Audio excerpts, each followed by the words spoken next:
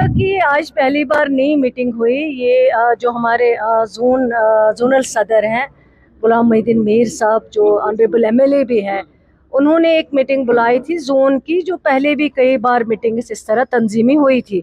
और इसमें सारे जोन के जो अहदेदार होते हैं, चाहे वो ऑनरेबल एमएलएज हो, चाहे वो कॉन्स्टिट्यूंसी इंचार्ज हो, चाहे वो हमारे यूथ विंग के जो है अहदेदार है, वो भी है। इसमें ओवरऑल बात होती है, पार्टी की बात होती है, सरकार क्या क्या कर रही है उस पर बात होती है।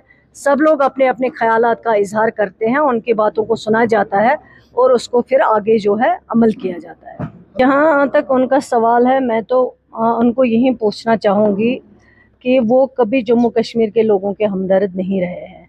जब यहाँ ये सारी चीज़ें हुई तब यही लोग मिनिस्टर भी थे, तब इन्हीं लोगों की सरकार भी थी।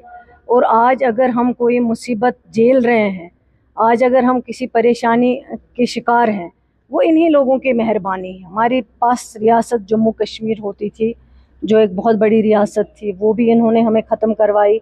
हमारे पास स्पेशल स्टेटस था, वो भी इन्होंने ख़त्म करवाया। हमारे पास हमें ज़मीनों का हक़ था, हमारे पास हमें नौकरियों का हक़ था, वो सारी चीज़ें इन्होंने छीन ली हैं। और लोगों ने इनको रिजेक्ट किया हुआ है, क्योंकि इन्हीं लोगों ने बड़े भाई की बात की, इन्हीं लोगों ने दूध और टॉफ़ी की बात की, इन्हीं लोगों ने बहुत कुछ कहा है उस टाइम पे जब हमारे सारे विकार, आइडेंटिटी, शिनाख्त सब कुछ ख़त्म हो गया है। तो अब इन लोगों को तो करना ही है, क्योंकि लोगों ने इनको ऑलरेडी रिजेक्ट किया हुआ है। लोगों के इनके ड्रामा से वाकिफ़ हैं जम्मू कश्मीर के लोग, और कश्मीर के लोगों ने तो पूरा इनको देख लिया है, मौका दिया है।